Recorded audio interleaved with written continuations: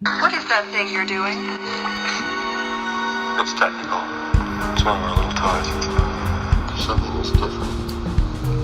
Good friend. Anything different is good. Go ahead. Your bus is leaving. Backhouse man. I'm a scientist. That's always a question of good. You always think about that. I just have a feeling that something is wrong. Good things do happen. Make it Centauri time. Hello and welcome to episode 8 of Groundhog Jungle. My name is Alex Hillman. And I'm Matthew Fleming. Hello. And today we are going to be talking about the famous film Caddyshack. Yes, it's famous, isn't it? It's one of the best sports movies ever, according to lots of people. Yes. I've found some online reviews, some online sites, some communities, people who say that it's the best. Oh, sorry. Sorry. Yeah, that's sorry. As Matt was saying, you say what you were saying. Yeah. No, one of the definitely considered to be one of the best sports comedies of all time. Probably not one of the best sports films of all time. There's different films that I think have that accolade, but sports comedies, absolutely, and not one of Bill Murray's only sports comedies either. Yeah. Do you want to comment on this? Where's what? Now What we've got a are you special looking for? treat today because we're being joined What are you looking for? Are you looking for a Bill by Murray Matt's little film? boy. I'm looking for a man. You're looking for a man? Okay. Is it Bill Murray? Yes. Who is the man? Is it? What's the man called? Um,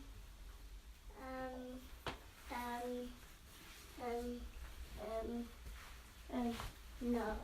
You don't know. It's not Bill Murray. Okay. There's no man in here, sweetheart. I'm sorry. I'm finding for a man. Okay. Is it maybe a Lego man?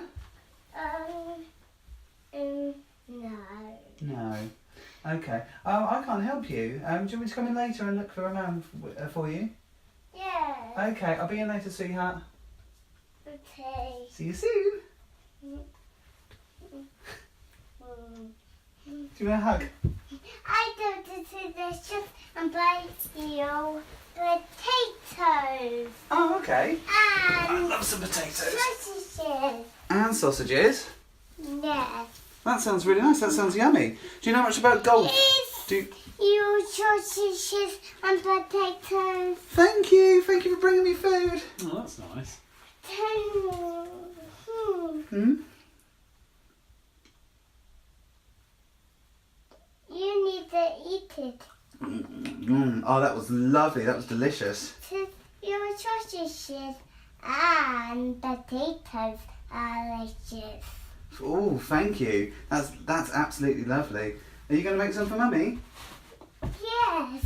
Okay, let's go and get the Mummy and go and get them to Mummy. Yes. Back and forth. We do it. Oh, through that. Oh, And okay. sausages. Okay, yes, we'll get them. So, apologies for that. That was just Matt's son, actually, that came to join in on this podcast. So, yes, Caddyshack, a really, really famous Bill Murray film. I would say possibly even more famous than Meatballs. And we've got another sort of famous Bill Murray film coming soon, which is Stripes. But Caddyshack, absolutely brilliant film. Really, really enjoyed this film, actually. One of my favourite things about this film is the combination of the characters. Bill Murray, I would say, is probably not the best thing in this film.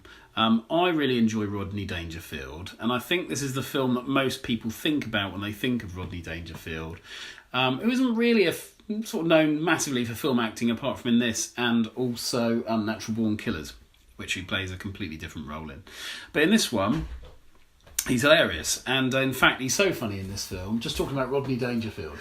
Now, Rodney Dangerfield, yeah. He's so funny in this film, in my opinion, that there have been whole scenes in other films inspired purely by his character in this film. He's hilarious. And he's better than Bill Murray. Yes, I've just made that point. Have you? Yeah, I've said that Bill Murray's not the best thing in this film. I don't like Bill Murray in this film. No, it's not one of his best performances. It's not obviously as bad as what he did in Mr. Mike's Mondo Video, yeah, but it kind of is a slight development of that character. He just plays a guy who's slightly, for want of a better word, well, no, I'm not going to use that word, but mentally not quite there, and is often upstaged by a gopher.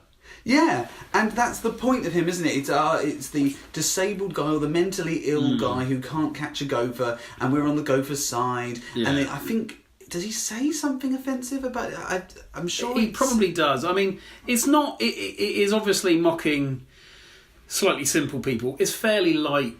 I mean, I don't remember watching this film and being that offended by it, so it doesn't bother me that much. But he's not the best thing in the film. I think Rodney Dangerfield and I've forgotten his name. The other elderly guy in the film. Is it Ted Knight? Yes, Ted Knight. For me, are hilarious because Rodney Dangerfield is just funny and can sort of deliver withering. I think I actually say something like delivers withering put downs with the breathtaking efficiency of a chip flinging machine or something like that. And then Ted Knight is just funny to watch people be who are stiff and repressed be frustrated. Yes. I mean, that's a staple of comedy, isn't it, when you think about it? Basil Fawlty, really. Yeah. David Brent in The Office. Homer Simpson. It's a frequent recurring theme to watch frustrated people, and it's just funny comedy. It is funny, but quite broad. It will always be true to human nature. What won't be true to human nature is how we've treated the disabled and people who are, sort of think differently from us. And this is Bill Murray's second character that we've seen where he wasn't good at the subtlety of comedy then, and the only way he could play a character who was stupid would be to play them slightly mentally deficient instead of a bit idiotic. But there's a level. What's good is that Bill Murray doesn't do this much after this. No. In fact, I'm not even sure he does do it. He tends to go down the sardonic route, which is much better. And that's the character he picks up in Stripes, for example, which I just mentioned. Right. It's kind of like the second of the big three breakthrough movies for Bill Murray, I would say. Meatballs, Caddyshack, and Stripes. I think of them as a trilogy, even though they're directed by different people. So this is Harold Ramis, isn't it? Yes. This is absolutely, yeah. Maybe so obviously he directed Groundhog Day. Is it only those two? I'm but it gets confusing, doesn't it? Because Harold Ramis is in Stripes. But was that Reitman? Yes. Right.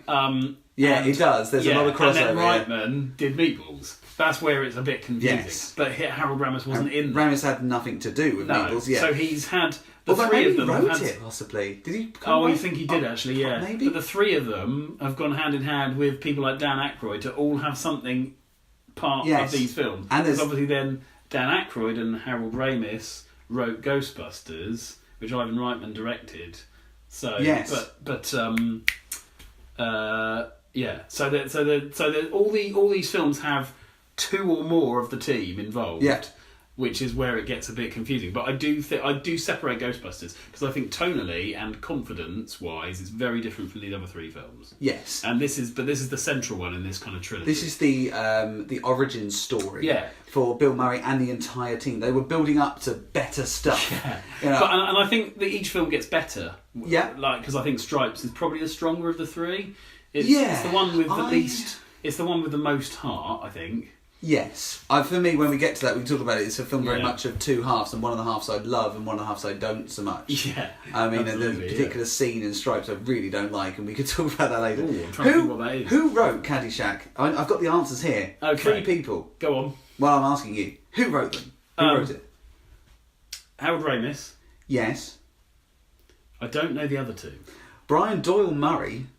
Bill Murray's brother, yes, who worked as a caddy, and he is in it. Yes. And he worked as a caddy, as did Bill Murray, as did Harold Ramis. Who was the third writer? The third writer was a guy called Douglas Kenny that I don't know much about, and he died shortly after Caddyshack was released. Right, that's sad. But Brian Doyle Murray appears quite a lot in the Bill Murray films. He's also in Scrooged. Yeah. He's also in Groundhog Day as well. And he might be in a few more. Brian Doyle Murray. Yeah. He's in The Razor's Edge. Yes. He's in... Yeah, he's the one who dies. Oh, yeah, of course. Sorry, spoilers. Hang on, no one's going to want to watch The Razor's Edge, not after we tackle that one. By the way, I must mention this. This is a little addition. So I quite like Reddit, the social media website Reddit, which is very popular with sort of, I suppose, people who like...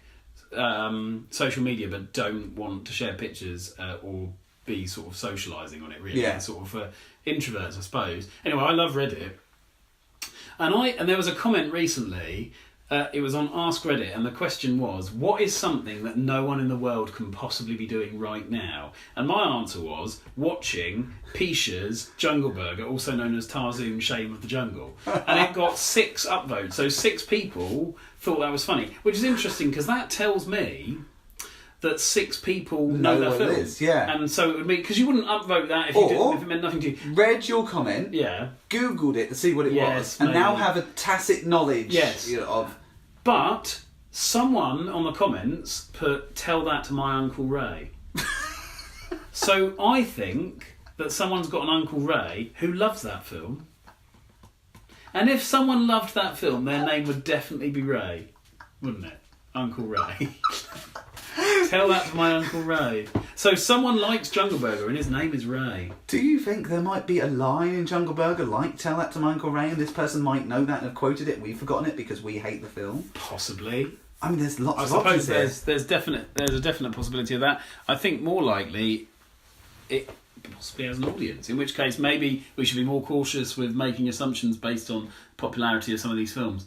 But Caddyshack, however, remains very popular. It remains very popular. It's number 1 on the... I think it's the... I made a note of this because I thought it was an interesting statistic. Where is it? It's number 1 on something like Bravo's... and Bravo doesn't even exist anymore. Oh, it's the second on Bravo's funniest movies. This isn't Right. funniest sports movies. This is the second funniest movie of all time, according to people who used to I watch mean, obviously, Bravo. we both disagree with that. Yes. However, we did. You know, it's not. It's good. I mean, it's got some solid entertainment value. It's solid to it. entertainment. Maybe it's dated in places. My dad doesn't like this film. Okay. My dad said it's hard work. It's too silly. Well, in a way, I agree with him. It is silly. I think you have to watch a lot of these films contextually. So Yeah. an awful lot of copycat films, again, like with Meatballs, came out after this film. I mean, which kind of makes Bill Murray a kind of 1970s, 1980s sort of Sean William Scott in a way. Because a lot of the films that started a trend of those types of films contain Sean William Scott, e.g. Road Trip, American Pie. And you know, sorry, go on. Well, I was going to say, people like Sean William Scott are very much of our era. Yeah. We would watch a Sean William Scott now film and get nostalgic over it. Yeah, No one I else is wouldn't be ever going to have offended that. by it. No, and people in 20 years' time might be offended by Sean William Scott. I wouldn't be surprised if they were. And he's going to be in the new series of Lethal Weapon. Is he? Yeah. I can imagine that. Talking of Sean William Scott, actually, and American Pie generally, and on that subject, and I think this is where it's worth getting analytical, people now, and I'm talking your sort of student's age, find the scene in American Pie where Jason Biggs captures Nadia on... You've seen American Pie? Yeah. On webcam, very wrong. Yeah. Like, very morally wrong. And I totally understand why. So films... can become dated, even relatively recent, but I suppose 1999 isn't relatively recent anymore, Well, is it? it's 20 years ago next year. Yeah, there's as much separating American Pie and Caddyshack as there is. It's the same, yeah. It's exactly the same. 1980s, exactly Separating the same. American Pie and films made now. So what has dated you know, in this film? Bill Murray's portrayal, I think. Bill Murray's portrayal. The amount of screen time they give to him, they have beefed up his... They did this, didn't they? They filmed him as a series of cameos, and then Bill Murray was starting to break through into the mainstream, and so they gave him more scenes, and that was a mistake. Because his character isn't funny. No. Chevy Chase, maybe? Chevy Chase... Oh, have we talked about Chevy Chase? We haven't talked about Chevy Chase at all. There's an interesting dynamic between Chevy Chase and Bill Murray. I was about to say, you know this too, good.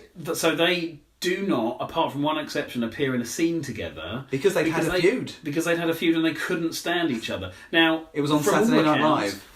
From all accounts, Chevy Chase is an impossibly difficult... and again, I need to be careful here. So this is alleged, this isn't confirmed. But Chevy Chase is allegedly extremely difficult to work with. And that is well known and well documented. I think there are National Lampoon's sort of stories that people find it difficult to get on. And there was a set once he killed a man. That's definitely a joke. Yes, definitely. So, Chevy Chase has not killed any men or women. No, or not killed things. anyone or anything. I know, I knowledge. can't be sure he hasn't stepped on an ant or something. No, we can't be, but as far as we're aware, he hasn't. I am pretty confident Chevy Chase would not step on an ant deliberately. It probably has happened accidentally. Yeah, but law again, of we're not saying that he has. In fact, no. We're saying he definitely hasn't as far as we're aware. I'm going to go so far as to say I think Chevy Chase loves ants. Yeah. I think probably he's got a sanctuary. I think he's against everything. I think probably no murder, rape or ritual abuse appear in a sort of like 50-metre semicircle around his life and house. I think probably he is anti everything bad. anti-ant. Have we done that? Have we covered that? Yeah. The lawyer in the corner is nodding. Yeah. This is Tiger Woods' favourite film. Is It also, yeah. this is also in the What, because it's about golf? probably he probably doesn't really. I would have thought his favourite What? film was, I don't know, Women Naked 4. Again, I don't allegedly, know what there Tiger is Woods' favourite film no is. evidence to suggest that. Yeah. In a 2014 interview, which I watched recently, Bill Murray says that Stevie Nicks was having a hard time. Stevie Nicks from Fleetwood Mac was having a hard time once, and she told him this until she watched Caddyshack over and over again for a week. She watched it repeatedly for a week, and it really helped. It really helped her. It just really helped her, apparently. It's a bit odd. I know. It's That's quite odd because it's not very life-affirming. No. Like, I could understand watching Ghostbusters, which Lost is all in about... Translation, Yeah. for me, something like that. Or what, Or one of the about Wes a film. Andersons. Yeah, but not this. It's all right. I mean, Rodney Dangerfield is brilliant in it, and he's really entertaining, and he did genuinely make me laugh. But I think he's funnier. If you watch the Simpsons episode with Rodney Dangerfield, where they are effectively satirising his comedy style and making it relevant to a Simpsons world, I think that's funnier. Yeah. And he's only in that for 10 minutes. But he is funny. I also mentioned him in Natural Born Killers as well. Yes. Which he's also brilliant in. Which he lingers in which he's playing against type in a way. He and is, it's but brilliant. at the same time they parody his type of humour by Yeah. making it about awful things. Yeah. And he's brilliant in both. He was brilliant. Is he? No, he's definitely dead now, isn't he? He's definitely dead, But yeah. it's just a little bit on the good side of mediocre. This film, Yeah. and he's overrated like many early Bill Murray films. And I think at this point it's probably worth saying that we love Bill Murray. It's just that a lot of his early films are slightly overrated, but then equally a lot of his later ones are massively underrated, and we really enjoy the later era much more than the Yeah. early era. I Mostly because of the way he honed his craft. I probably would have given this film a much higher mark if it hadn't been for Bill Murray's character, and that's not Bill Murray's fault. No. Again, it's sort of rather like things we've said before, the Christina Applegate theory. Yeah. You know, it's a terrible character. Yeah, this is Christina Applegate in Friends. In Friends, who we yeah. dislike intensely. Yeah, her but character. she won an Emmy for it. Yeah, I mean, Yeah. I think she does a brilliant job with a character who... I think she does the best job with the character she's given, Yes. which is a This horrible, is rubbish Rachel's character. sister's character, who isn't Reese Witherspoon. Who isn't Reese Witherspoon, yeah. I've got a few things to add here. There's loads of things that I wrote down on this. This made 43 million. Right, which is a lot then. Yeah. Yeah. Well, it's a lot now, but relatively. it's endlessly quotable, isn't it? Yeah. I think that's why it's so popular, isn't it? Every think other so. line, I mean, Be the Ball, Beat the Ball. Cinderella Story, which is what he called that Yeah. golf book he wrote. Yeah. There's an awful lot of quotable material. Oh, there's a here. Caddyshack restaurant. Yeah, that doesn't surprise me. Which Bill Murray's brothers have opened. Right. An actor who's in this film, who was in a big role, called Peter Burkrot, said that cocaine was the fuel that kept the film running. There were That's apparently a bit lots depressing. of drugs on set. Yeah.